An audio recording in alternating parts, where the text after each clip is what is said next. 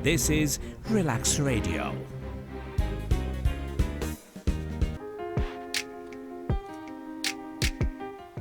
Welcome to the Art Show. I'm Dominic Anglim, and my guest today is Luisa Guerreiro. Am I pronouncing that right, Louise? You're pronouncing it just like a British person would pronounce it. It's fantastic. Great to have you here today. Thanks for joining me. Not a problem. I love travelling. Well, Luisa, I see that you've been working in the industry for, is it 10 years now? Yeah, I graduated from the Royal Central School of Speech and Drama in 2005. Wow. Yeah. That's going back a good bit. It's a veteran of rejection. It's fantastic work. And I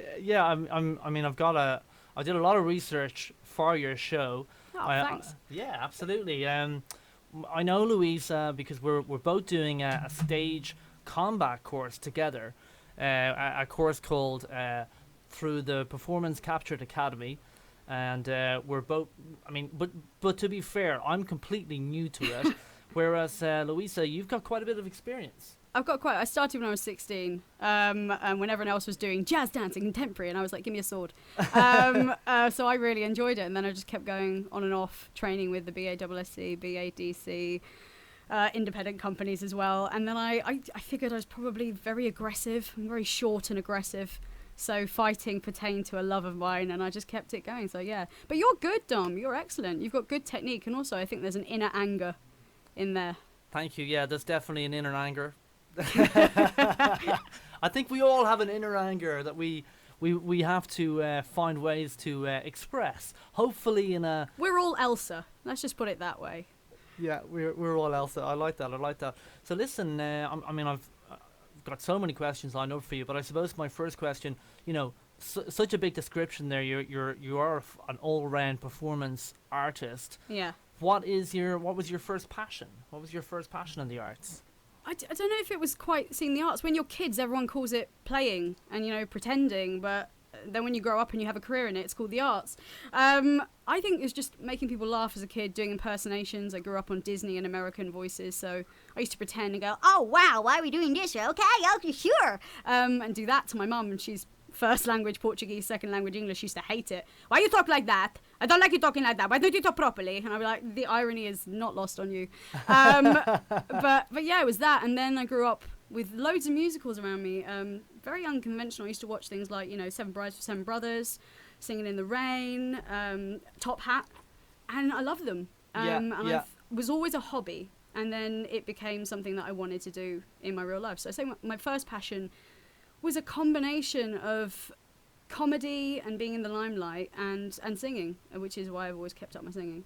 And of course, you started your training back in 2003, I think. Is that right? Was that when you did your first stage combat stuff? Yeah, that was at the City Lit, which is a great institution. It was like outside learning, but I was still a student at that time. I was still about 16, and I really enjoyed it. And I was like, yeah, let's do it. That's fantastic. I spent a lot of money for a 16-year-old. It was about £125 back then. Yeah. And I remember being like, my mum telling me off. She's like, why are you spending your money? It's a terrible use of money. And I was like, you just spent £500 on a faux Persian rug. I don't think you have much recourse here. But it was a skill, and I've always appreciated that. Never regretted that decision. Yeah, I think any money that we can spend on ourselves is an investment, right? Yeah. By the way, folks, if you want to call in today and speak with Luisa about anything that we talk about today, you can give us a call. Our phone lines are open. The number is 075 824 73473, and yeah, you can give us a call. You can speak to Luisa, you can speak to myself, or you can just speak to Luisa, and I'll stay quiet. That's totally fine. We don't mind about that. But we'd love to hear from you at any point today. But then it's I think that's so true. When you can make an investment on yourself and put some money into yourself, you're paying it forward, aren't you? Yeah, it's something that you keep with you for lifelong. Unless you have amnesia, in which case you start again. But it's an investment. It's something you get to keep. And I think it lasts longer than anything else. Even an experience like going to a restaurant, you may eat the food and that'll be gone, but the experience of having that with your friends or being alone or having that time that stays with you. So yeah, invest, people, invest. Invest in yourself, definitely. I mean, I know that you're a physical comedy actress. I know that actually just from doing this course with you. You're one of these people, I think like myself, I'm not afraid to say, you're naturally funny. Like, people will look at you and laugh. Yeah, that's great. Thanks, Dom. Yeah, but not in a bad way. I blame the parents for that. That's not my fault. That's genetics. It's a genetic thing, exactly. It is. My mum was a Charlie's Angels with a Portuguese face, and my dad was a Lucky Troll. What came out was me, you know. No, but I think you do have this this natural comedy about you. You know, yeah. Listeners, I'm sure you can hear it now just listening to Luisa talking. You know, she's got a very, you know, you have this comedic kind of feel about you. You'll always kind of put a... Has that something that you've grown up with? If you don't laugh, you'll cry. There's a lot of therapy back here. There's a loyalty card with a point system on therapy back here. No. I like making people laugh, and sometimes you fail and you just have to roll over it like tarmac. But yeah, I think life is too short and you should try and make people happy. 100%. I mean, I'm of the same opinion. I think you know, you got to just keep on putting the things out there, and you know, if you can't joke around, life is too important to be taken seriously. I think Mr. Oscar I think Wilde take said. the serious things seriously because they matter. Yeah. But yeah, you can joke about things that are dichotomous. You can, you know, a lot of comedy comes from looking at the absurdity of what people think is reasonable and then going, here is why it isn't. Much like, you know, being multi-skilled artists and then having someone in the government telling you it's not viable. Exactly. So you're just like, oh, you're not viable. Get out. Exactly. And do you take, you know, where do you find inspiration for your comedy characters? Geez, everywhere. I mean, I think everywhere you go, there's inspiration. I mean, a lot is from my family. They're a mixed bunch. They're a bit like Celebrations Box, you know. Some you avoid.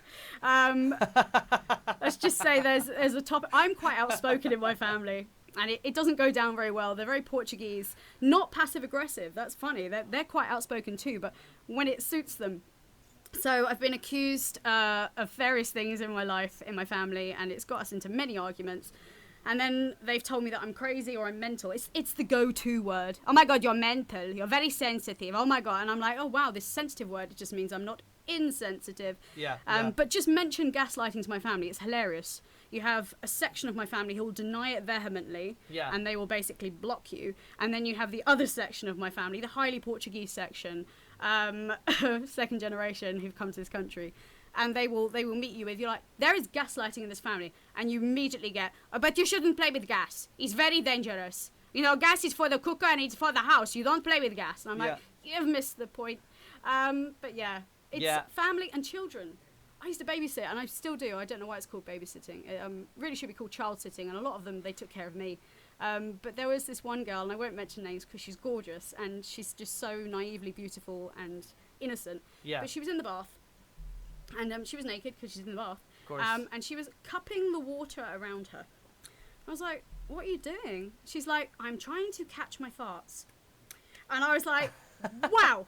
And then she turned around and she was like, can I see your boobs? I was like, oh, I know the answer to this one. No, I'm a babysitter. I need to keep my DBS. Yeah. So I'm afraid I can't. She's like, but mummy shows me her boobs. I was like, okay, but that's your mummy. Yeah, that's a different story. That's a different story. She's like, but you're seeing my boobs. I was like, oh, she's so clever. I was like, yes, I am. But it's not a tit for tat thing here. You're in the bath and I'm taking care of you. I'm technically a guardian. Yeah. So you're going to have to. And she was like, okay. Next question bowled me over. I'm honest with children. Yeah. I find that's the best way. You don't have to be brutally honest, but you can be honest. And she turned around and she said, Luisa? I was like, yes. Yeah. Have you ever farted from your front? And I just went, maybe, possibly. And she was like, I did once in my maths class. I blamed it on the boy next to me. I was like, I love you. Immediately, you're my best friend. And that's comedy. It's just... That is comedy. And I think children as well. Children are great. They will literally come at it with anything. They don't have a filter. No. They have no filter. And they're still learning, and they still have this wonderful love of everything. Like, exactly. Children are not malicious. They're tacticians, but they're generally not malicious. I think we learn that when we have insecurities. I think you're right. And so, so you're, let's go back in time. You're 16, you're studying stage combat while everyone else is doing the dance and everything like that. And then, was it a natural progression then? Because you've got an extensive CV, and I was reading that you're also a professional puppeteer. Yes, I am. I like to pretend with inanimate objects as well as myself. That's cool. That's really cool. I mean, is that something that you kind of have done a lot of work in, or? I've done a lot of work in terms of bunraku. Puppetry is when you have more than one puppeteers, like 2 or 3 puppeteers to an actual object, or puppeteering spaces. Puppetry in itself is just the enlivenment of something, giving something that you would see as inanimate a life form. Yeah. So it can be a room. You can puppeteer a room, as cool. well as creatures and humanoid things. But I really enjoy using puppetry to make people wonder. To you can see eyes. Children's eyes are amazing, but sometimes when you can get an adult to access the child inside and their eyes light up, it's a thing of beauty. I spend a lot of my life inside puppets. Yes. Because of my size. Yes, 4 of foot course. 8.5. Is it 4'8"? It's 4'8" depending on which doctor is measuring me. Wow, that's because I didn't know. I just didn't know. 4'9" when I'm speed dating. 4'8" when I'm doing work.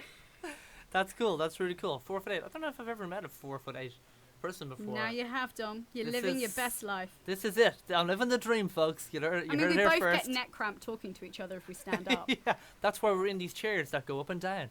Yeah, my torso is actually of what we'd call average size. It's just my legs that have screwed me over in life.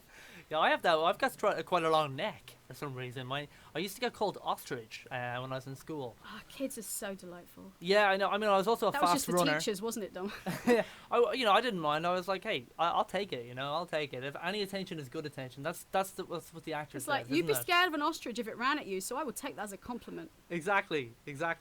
No, but I think when you're a performer, you're kind of you're exploring different things, aren't you? And even when you're an artist, you're exploring different things as well. Like if I was gonna go through your CV and list all the different things that you did, like I did in the introduction, I think someone could say, well, we can't put you into a box of what you are. You're all these different things. So I suppose the best description is you're an artist.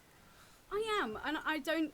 There are a lot of people who try to bracket people, and I think whatever an artist chooses to do is completely up to them. I have friends who've specialised, and they work extremely well in those career paths because they've specialised. Yeah. And you would never take that away from them. They're amazing at what they do.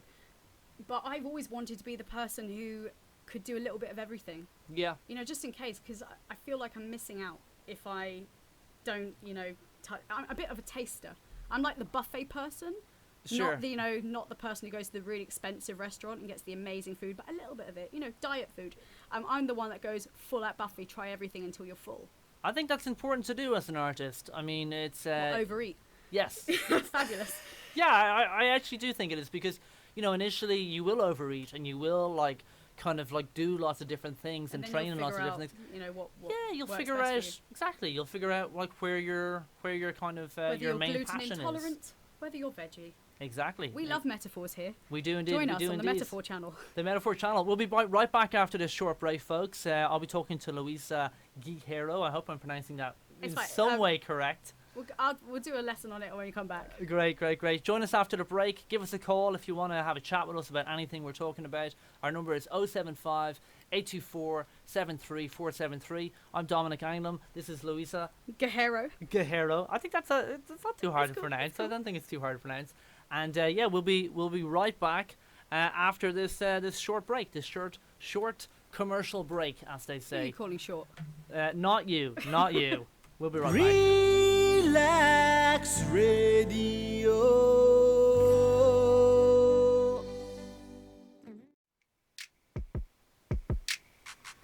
We're back. This is the Arts Show with Dominic Anglim, and I'm here with my guest, Luisa Guerreiro. Am I pronouncing that right, Luisa? I actually prefer your pronunciation. I'm going to just denounce my heritage and just be like, Guerreiro is fantastic.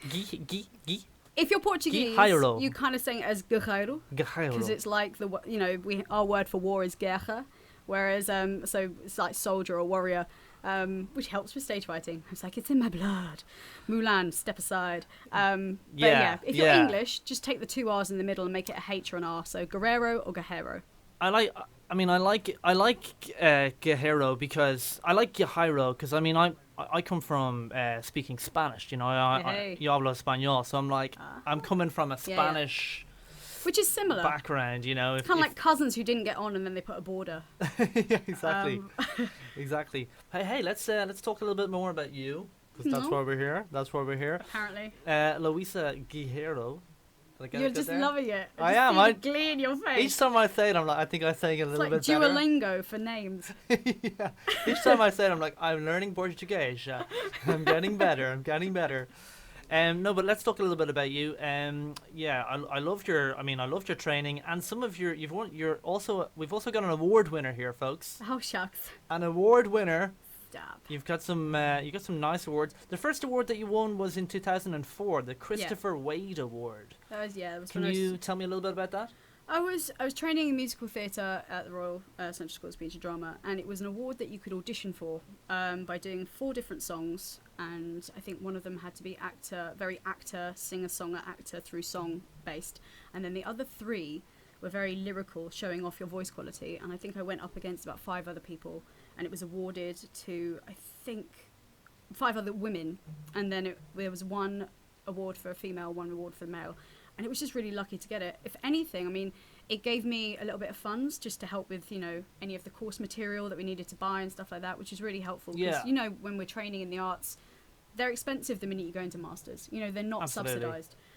So it really, really helped, and it just gave me confidence, because when you're surrounded by so much talent, sometimes you can do this thing which I think we all do as artists, we compare ourselves to everyone else, 100%. and then that becomes a basis for how we feel we're doing and what kind of a performer we are. Yeah. And it just gave me confidence to go, actually, I don't need to compare.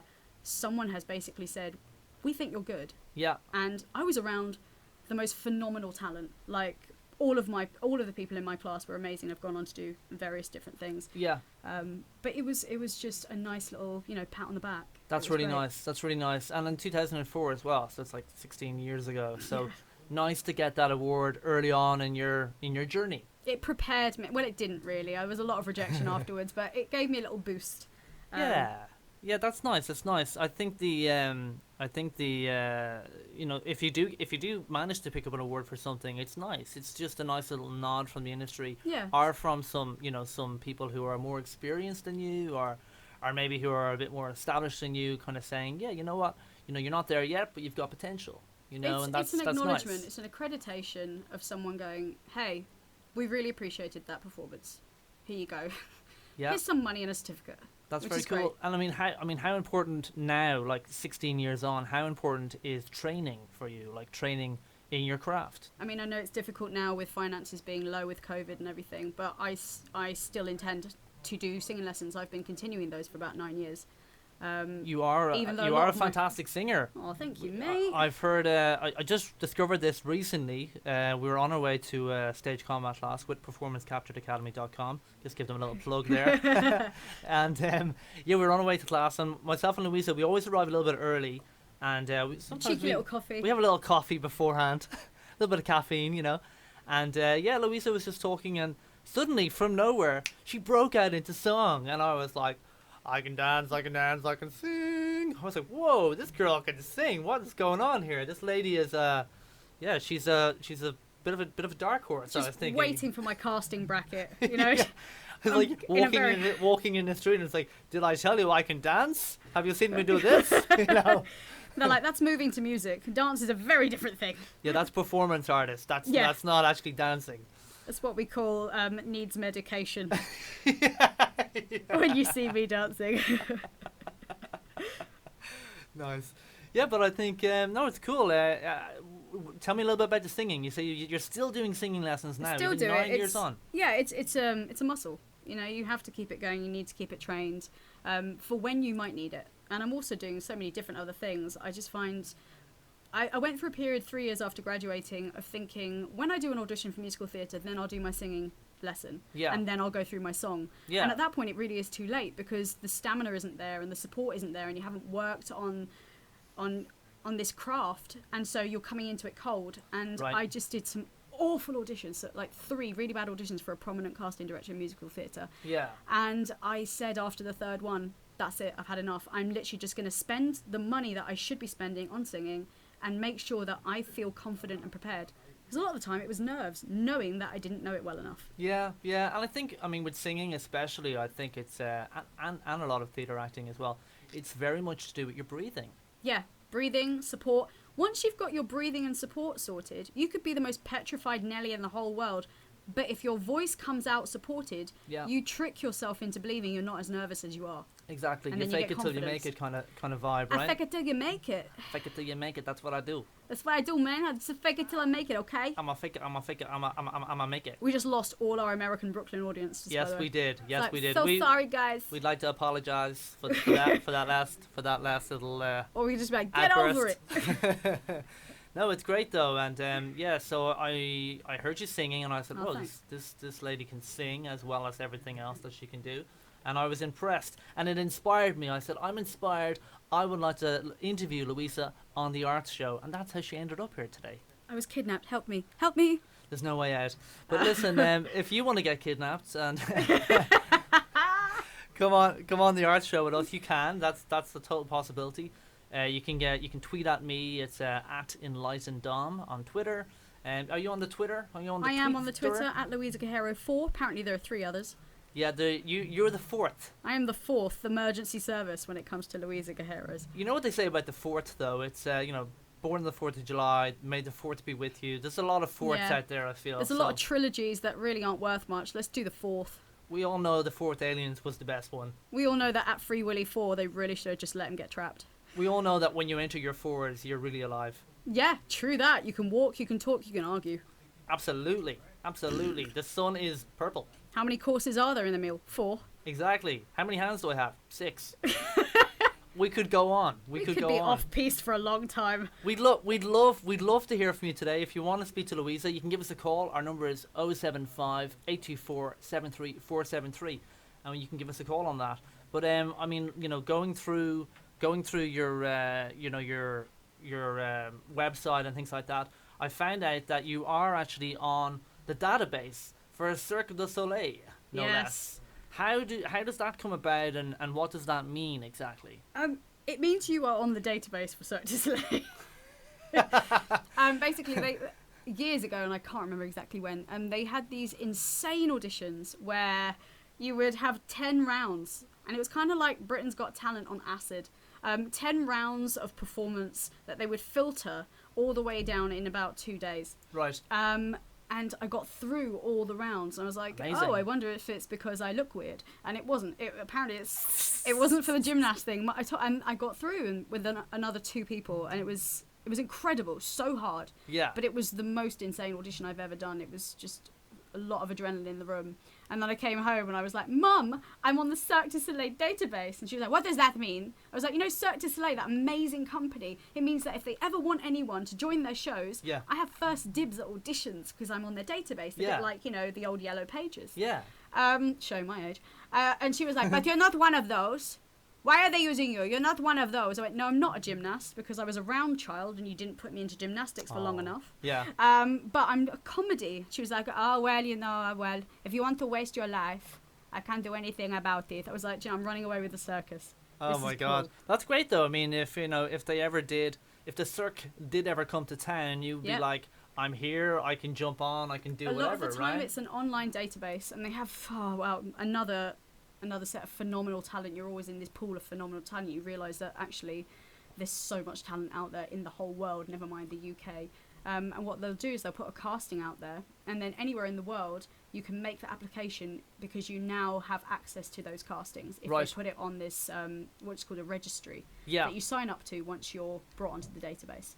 And there's been a few auditions that I've gone through and then they've changed the height and I'm like, no.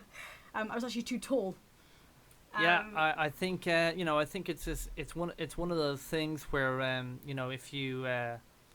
if you put yourself out there, you're going to give yourself more opportunity than if you don't. So it's good to be on these things, and it's good to be. I mean, that is relevant for many other careers. Absolutely, it's very relevant, very relevant for a lot of other things, definitely.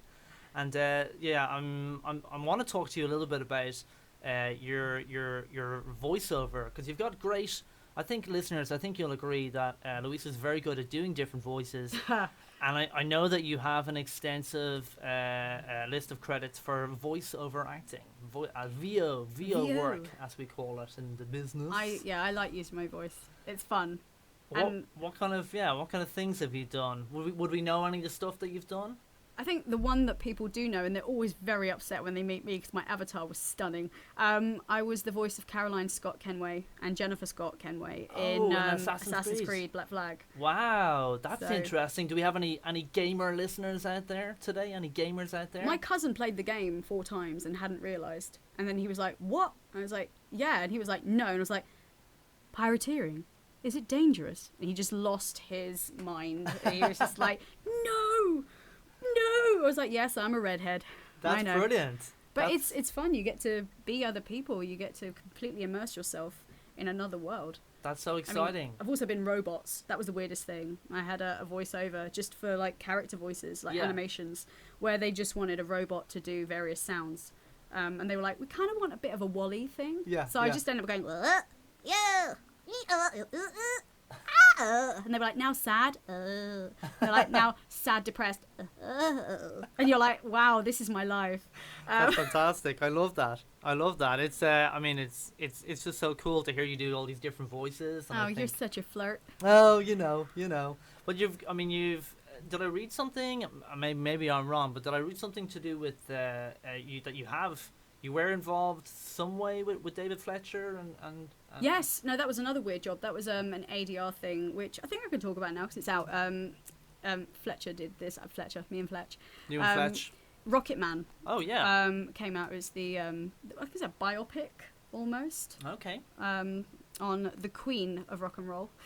Yeah, of course. Come on, Rocket Man, folks. We've all heard of Rocket Man, Elton John. And they needed people who could basically go with the film and simulate background voices in the songs and also as part of the background artist's work. Yeah. Which is, when you do voiceover, it's an unsung thing that you do that you can't speak about until after it's out. But it's part of making the atmosphere of that cinematic feel really and because there's a lot that they don't capture when they're filming.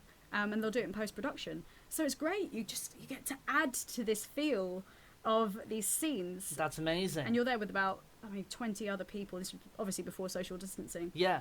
And just adding your voice to this film. Wow, that must have been such a cool experience. It really was. It was as cool as when I did Guitar Hero, the metal version. Just loads of musical theatre people there, and they go, "Okay, and now we just want a bit more metal, a bit more raw." Yeah. You see all these people at the back going, "I have a show tonight. I don't want to make my voice raw. I would love to project, but right now I'm just going to not do anything and let these people do it." And I was like calling them out. I was like, "You will sing. You will sing like Guns N' Roses." Brilliant. Well, we're going to be hearing more about Luisa just after this short break from our sponsors. And you'll be able to give a call in if you want to talk to Luisa about anything that she's talking about. Maybe you're actually an actor, an actress, a performance capture artist, maybe a voiceover artist. And we'd love to hear from you, we'd love to get some questions going for Luisa. It's great for me to ask the questions, but it's also nice to hear from the public, the people of the world. And you can give us a call on 075 824 73473. We'd love to hear from you. We'll be right back after this short break with a little bit of information from our sponsors. We'll be right back after this. Thanks so much. Relaks Radio.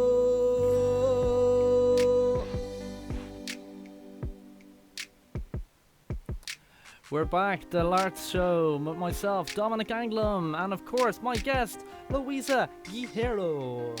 Welcome, Luisa. Welcome back. Thank you very much. I haven't moved. I'm not going to lie. Yeah, I have also not moved. I am also not going to lie, but it's great to have you. Great to have you on the show today, Luisa. Thanks for joining us. Not a problem. I wax lyrical with friends. Wow, it's such a chore. I think it's fair to say, folks, that we could be going on some little tangents here, and we have to just we gotta keep it on. We gotta keep it on focus, don't we? We gotta keep it on focus. It's all about the lens, focus. So we don't lose track of what we're talking about. But I was doing a little bit of research, of course, on you for the show. You'll be happy to hear. And I saw that you're actually you've done a lot of TV stuff as well, right? Ooh, Oh, this makes me sound uber successful. you are really successful in my eyes, Louisa. Uh, one director that you've worked with twice, if my research is correct, is David Schneider. Oh yes, the wonderful David Schneider.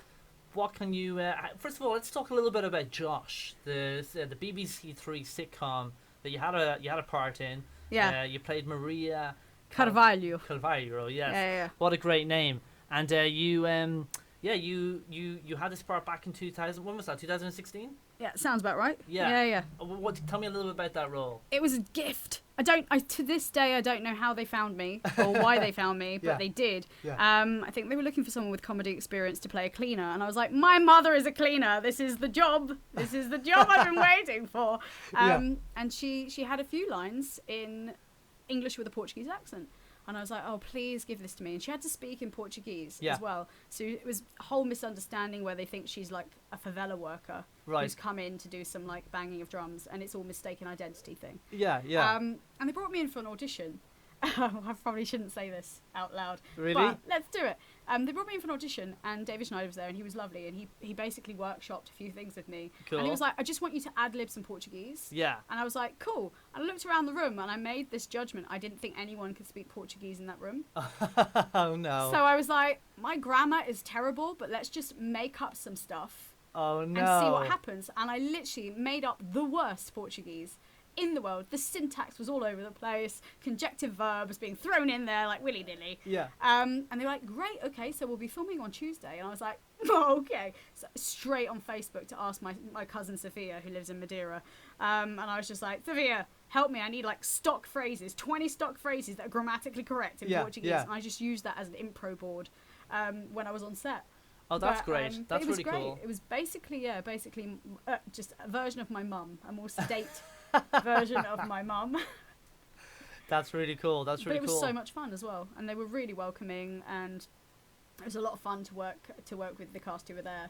It was a lot of fun. Yeah, like what a BT great as show. well. What a great show to be a part of, I'd say. Yeah, and it really was. And they don't make you feel like a supporting artist. Like, they make you feel like you're like a featured lead.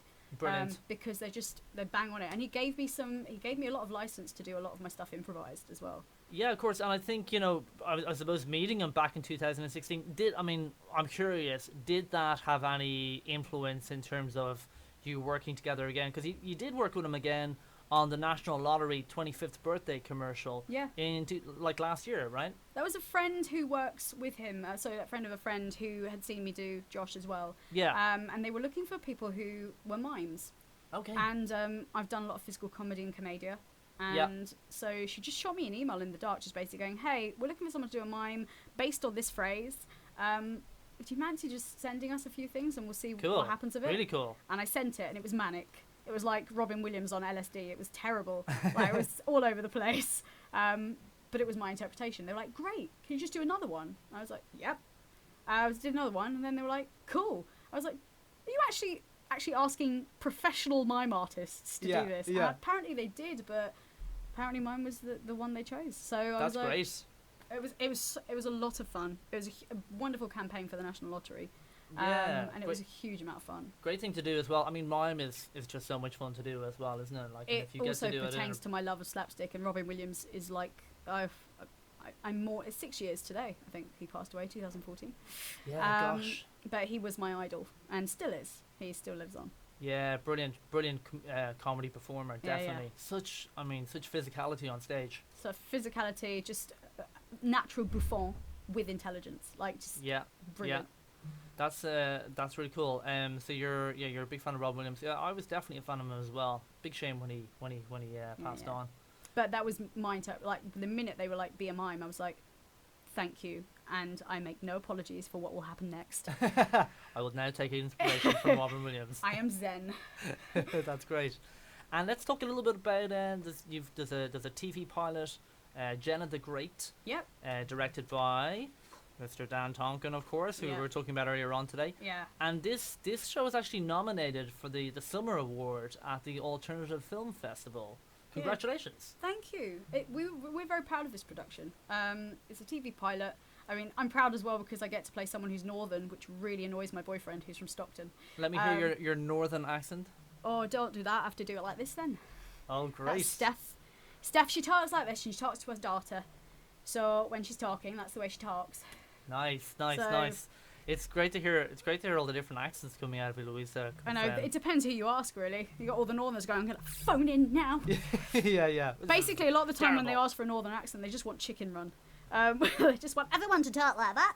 And you're just like, no. Yeah, not everyone talks like that. Not Give me a everyone break. north of Watford talks like that. But it was a lot of fun, and it was... Can you tell me a little bit about the show and what the show is about? It's about this girl who's not doing particularly well academically at school because she isn't really, pushing herself. Yeah. And Aristotle comes into her life, like the Aristotle.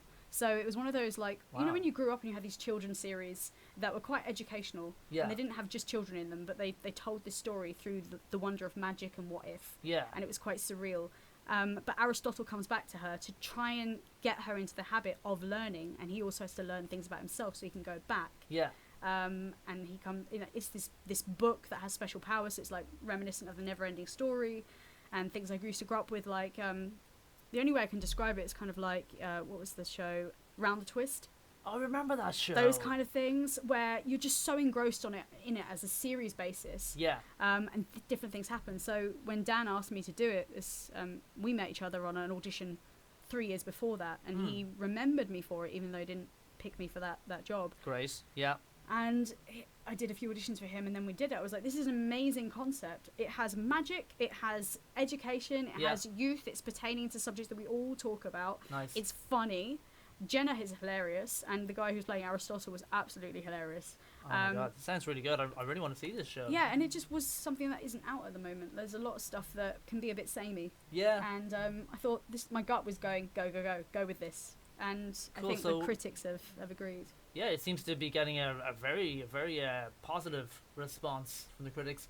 And when was this actually recorded, and when will it be released? It's been released on the festival circuit. Oh, In fantastic. terms of release at the moment, I can't say too much about it. I think they're enough, still fair just enough. putting it out there. Yep. But it was recorded about a year ago.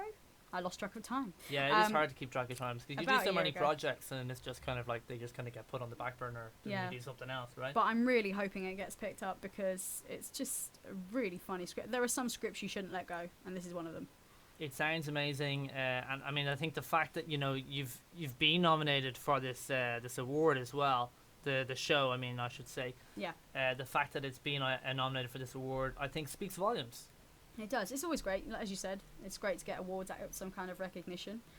But yeah, I'm really hoping, because then it means more work for me, but it also means I get to... The atmosphere on that shoot was just...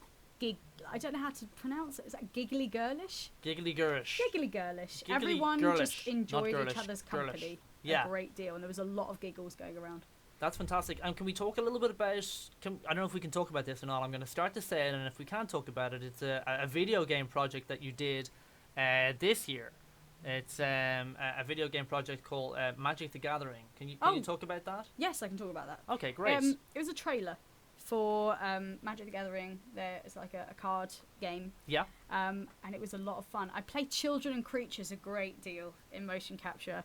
Well, you Apparently, gotta use your height, right? know. And you got a fantastic height for that. And I think if that's your asset, then that's what you use, right? Also, I do like to pride myself on actually being a realistic child and not a stereotype of what people think children are. Great. So I think that kind of helps me. But yeah, I was working with a great crew at Centroid, and the cast are amazing as well. Like, you just play, and I had to be this demonic child Yeah. who's basically the bait for this woman who's coming forward. And it was a bit like one of my favourite films, Pan's Labyrinth. Oh yeah, That kind of fantastic dark. movie. Yeah. That kind of dark. And Centroid are great. They know how to work a set, and Axis were working on it as well. So the animation, when it came out, was blown away. I was like, brilliant. this is just a trailer? Yeah. Give me the game. Yeah. So, that's the ultimate thing, isn't it? I guess someone sees the trailer and they're like, hey, I want to play the game, right? yeah. It is amazing what animators and studios do alongside performers. It is amazing. It is. It really is, and I think they can bring so much stuff to life these days in ways that we probably couldn't have done 5, even 10 years ago. Yeah. So that's quite exciting.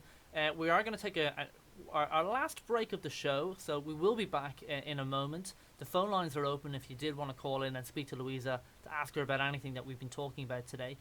We'll be right back after this break. and we'll be hearing about some upcoming projects that Luisa has in the pipeline. So we'll be, I'll be asking her that question. I don't even know what she's going to say. No, I do know what she's going to say, but it doesn't matter. You have no idea what I'm going to say. We'll be right back after this break, and if you want to give us a call, you can. And we'll be right back after this short break. Thanks so much. Relaks Radio.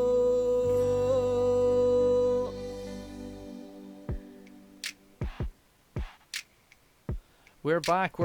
This is the Arts Show. I'm Dominic Anglim, and I'm here today with my special guest, Luisa Guerreiro.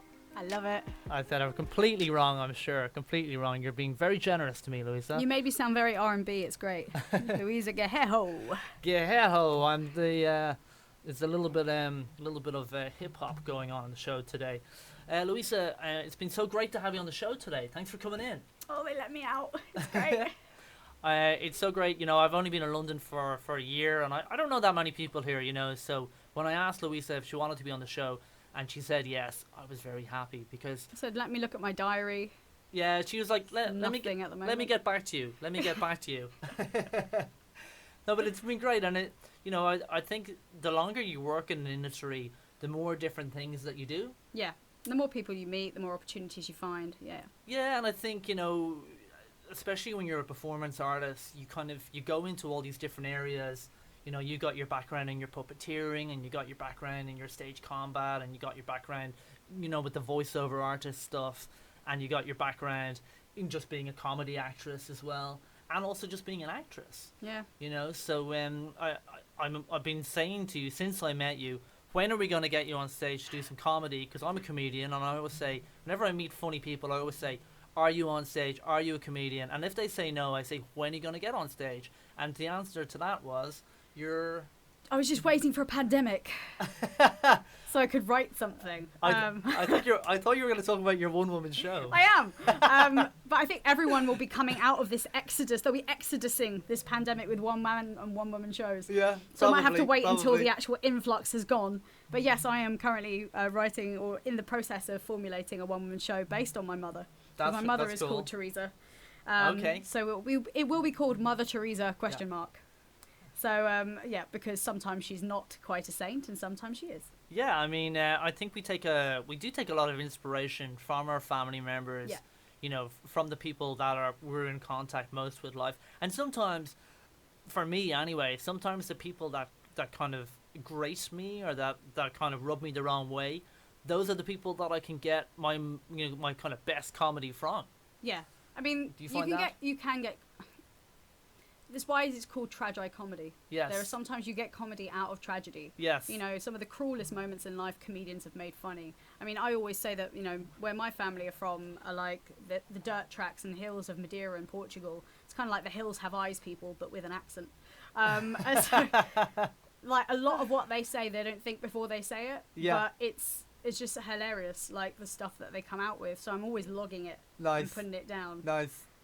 There's a very quick example. I try to explain to my mum how angry people are not bad people, because they're just angry and you need to try and invest and find out why. Yeah. And she was like, no, angry people are bad people. And I was like, well, words aren't going to work here, so we'll paint a picture. Yeah. I was like, it's okay.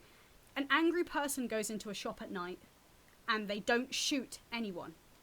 And a happy person goes into a shop at night and they shoot everyone. Right. Who in that situation is bad? Yeah. My mum's response, I don't know why you go to a shop at night. You got everything you need at home. I was like, okay, that's what we're dealing with.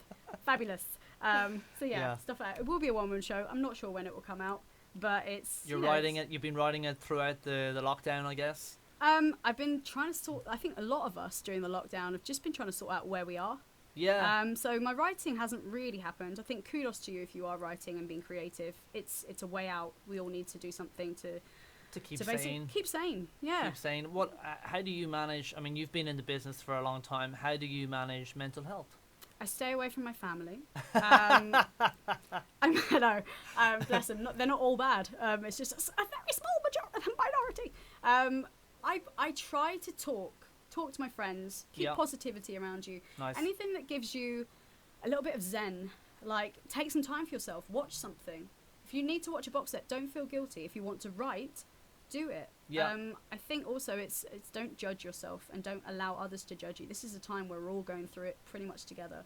I think my boyfriend put it quite well. There's a lot of this statement of we're all in the same boat, and I don't think that quite applies. I think it kind of reduces a lot of what people are going through. I think to say we're in the same boat doesn't really stand the water, if you will. I think we're all on the same boat but in different cabins. For sure, because of course everyone has different challenges. You know, everyone's kind of, as you say, everyone's kind of, you know, living their own life. Everyone has their own battles. Everyone has their own challenges. And you have to be sensitive. There are people already who've struggled with, you know, like their own mental health. I won't say it's a disorder because I actually think the brain is a muscle that you need to train. Yeah. And it's the hardest thing because the minute you're arguing with yourself, that's basically a civil war.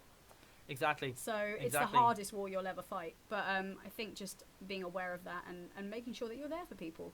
Like, just put yourself out there a little bit. And if they want you, you're a source. And if they don't want you, you're just there as a backup. So I like that. I like that idea of making yourself emotionally available for people. Yeah. I mean, okay, being emotionally available for yourself first. You know, being in touch with your emotions and allowing yourself. If you wake up and you're having a down day, you're like, okay, I feel down today, you know. But similarly, like listening to friends, allowing friends to vent, allowing friends to talk, and appreciating everyone. Like my lockdown experience, my like pandemic experience is very different to my friends who have children, my friends who are alone. They don't have a partner. I mean, sometimes they're like woohoo, but a lot of people have different experiences. So it's just a matter of just being open to that and being sensitive and caring and just checking in. Really. Definitely. It's like having a pet. Check in. Definitely. I have to say I've been so grateful for the fact that I have been doing this stage combat course where myself and Luisa met, which was the performancecapturedacademy.com. Giving them a little plug there because they're a great group of people, aren't they? Yeah, it's the only place you can really go and say, hey, do you want to fight? And they're like, yeah. Cool. They actually are teaching us how to fight in a choreographed way. So it's stage fighting. So it's kind of whenever you see those massive sword fights in films, unarmed battles, mass battle sequences. Yeah, we're essentially learning how to do that. Now, of course, I'm completely new to it, but Luisa, you're uber trained in it. You could probably be teaching the course if you wanted to. Yeah, I went back to the course just to refine my skills, and I always love working with people in all different. Like the thing about our course is everyone is of a different standard. Yes. But everyone is involved. Yes. And everyone is working to the top of their ability, and it doesn't make a difference. That's what I've really loved about it. Like, I can work with what people would say is a novice fighter. Yeah. But if they're working on the intention and they're working on their technique, I have no problem working with that person as much as I work with someone who would say they're advanced. I like that, and it's great because it allows there to be this kind of open forum for failure. Yeah. You know, it allows people to kind of to make mistakes, and also allows me to access my inner gremlin. Yes. And just go at people. Like, if you've had a really hard day, just like, I'm going to vent at you with a sword. And they're like, okay. By the way, if you want to follow Luisa, what was your Twitter handle again? I thought you meant just generally following. Technically, that's called kidnapping. Yes. I don't need that. I'm the size of a 9-year-old. If you follow me, people will ask questions. Yes, they will. But yes, my Twitter handle is @Luisa Guerreiro 4. Or, just follow this and there'll be a tag. Yeah, and if you want to check out Luisa's website for more information about her far things. Too much promotion for me right now, Dom. We've been promoting you for humble. The last hour, and it's been great. It's been great. Just look up Short Dynamo on Google, and you'll probably find me or something from Robert Dyer. So we're not entirely sure where you'll go, but it will be an adventure. Check out Luisa. You know, she's going to be coming on the airwaves. You'll see her. You'll know if you ever played Assassin's Creed, you'll know that she was Caroline Scott. And you'll be like watching Rocket Man, and you'll be like, well, I heard a voice in there. That voice sounded remarkably like a robot. Why is it in this film? Yeah. And I know you've got your one-woman show coming up, and you've got this TV pilot. Don't tell my family; they will not come.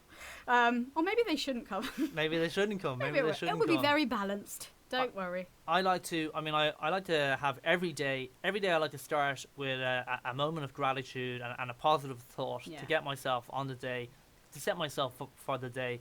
And today my gratitude was having Luisa on the show. So it's nice to be able to get friends to come on, new friends, people that you don't really know, and research them and find out, hey, you know what, this person's really interesting. In a different context, that is stalking. Yes. But I appreciate your sentiment. Really want to hug you, but social distancing, you know, and all that crap. Yes, well, it's a virtual thing here. But I just want to say again, a big thank you to Luisa for coming on the show. Thank you everyone for listening. And Bless you for entertaining my words. I think you'll agree. You know, she's got a great voice for the voiceover artist. She's got a great look for the voiceover artist to play the children or the animals. So if there's any I would love to play adult female roles as well. Just putting it out there to anyone who hires motion capture people. Would love to play a female or a male. Just something humanoid. Something humanoid. She wants to play Above something the humanoid. age of 8. Above the age of 8. Something humanoid. That'd be fabulous. Yeah, that's I mean, the I goal. want everything. You got to put it out to the universe. You know, the universe will hear your calls. And drop it like a microphone. Your cries for help. What was that? They were crowded by all the other cries for help. Yeah, they'll be like, oh, you want to be a humanoid, but we see you as a dog or a cat. Yeah, I'll be like, okay, I'll be the dog. But I think it's great, you know, when you are a certain height, if you can utilize it and you can use it to your benefit, that's fantastic, you know. I know. I bond really well with children, like especially 9-year-olds. They're at my eye level. That's cool. And it's just fabulous. Also, children have this amazing ability to do a natural stage whisper. So if you're ever near them, yeah, they always think you can't hear them when they're going, "She's so short." You're like, "You're so loud." I get that. He's so tall. Or sometimes they say she's so tall. I take either, you know. I'm You're like, just he, like, she. hey. It's all good. I love how fluid you are with that. Thank you. Yeah, you have to be fluid these days. You gotta be not attached to your gender these days. Well, just be appreciative of everyone else. Yeah, I've got loads of friends, and I think it's a wonderful thing that we're being more appreciative and more acknowledging of people who are gender fluid or bi or non-cis. Yeah, I do too. I think don't talk to certain members of my family about it. They're still. Yeah. But yeah, I think kudos. Let's move into that generation. Let's move into that time where we're more accepting. Absolutely. This is 2020. This is the time to be open, to be accepting, to have practice kindness, compassion towards our fellow human beings. Vision. 2020 vision, folks. You heard it here, folks. You heard it first. And also 2020 hindsight, right? Oh, the wonder of hindsight. The wonder of hindsight. Guys, I'm Dominic Anglim. This is Luisa Guerreiro. And this has been The Arts Show. We hope you enjoyed it. Check us out on the social memes. If you were watching us live on Facebook, or maybe we weren't live, and we'll post a video. We don't really know what's going on here, but we'll post the video anyway, and you can comment on it, and you can follow Luisa on her Twitter, which is Luisa Guerreiro 4. That's her Twitter. She's the 4th Luisa Guerreiro. Spelt with a U, Luisa, just in case. Luisa. I'm Dominic Anglim. This has been The Arts Show. Thanks so much for tuning in. I'm going to be right back after this short break with more information on the arts for you lovely people. But all I want to do now is just thank my guest again for coming in. Luisa, thanks so much. No, it's been an absolute pleasure. And we'll be right back after this short break. Whoop, Join us then. Thank you. Relaks Radio.